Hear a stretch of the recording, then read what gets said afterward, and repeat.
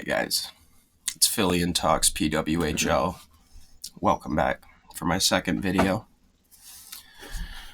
I slept pretty good last night. I got an extra hour or two. It felt really good. But then I woke up to some even greater news to the sleep I had. The PWHL has released the 2024 to 2025 regular season schedule. And it looked good. I liked it. The games start earlier in the season. And it's extended. That's something I was really looking for this year, was more games. And we got it. So let's start about where the season starts. The season now runs from November 30th to May 3rd.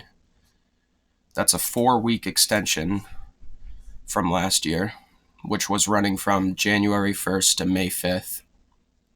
That's 6 more games added for each team this season.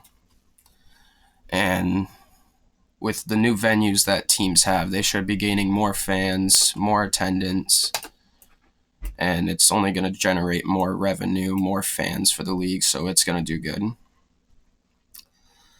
The teams do not play the teams that they played first last season. In fact, it's different. Except for Ottawa and Montreal, they do play first against each other this season. In fact, it is at Montreal in the Place Bell, which is where the Laval Rocket of the AHL play. And that's a pretty good venue. That has, I think it was 3,000 seats I counted. Or not counted, read. I think I read that it held around 3,000 seats. Boston plays in Toronto at the Coca-Cola Stadium for their first game. And New York plays in Minnesota at the XL Energy Center for their first games of the season. Now, I'm definitely going to be watching all 3 of these games with much excitement.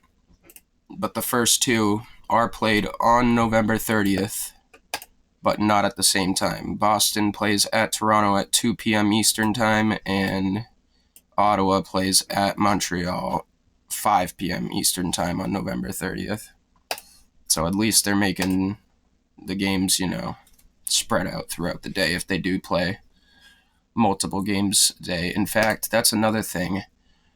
All 6 teams will be in action only once this season, and that is on April 26th. That's going to be a pretty good day.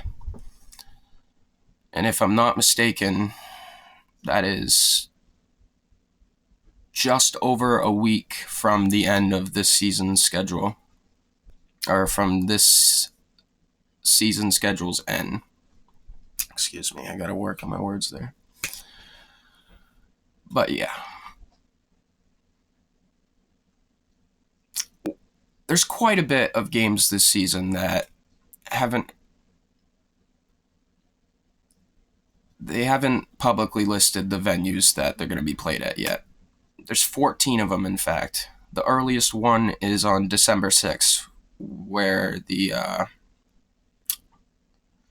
Ottawa plays Montreal. Now, Jana Hefford, she'll get these venues booked. There's no doubt about it. She's got experience, and she'll book them at a high school arena if she has to. She's not going to let games in this league go unplayed just because she couldn't find a worthy arena. But no, it's going to get done. It's going to happen. We're going to have games played.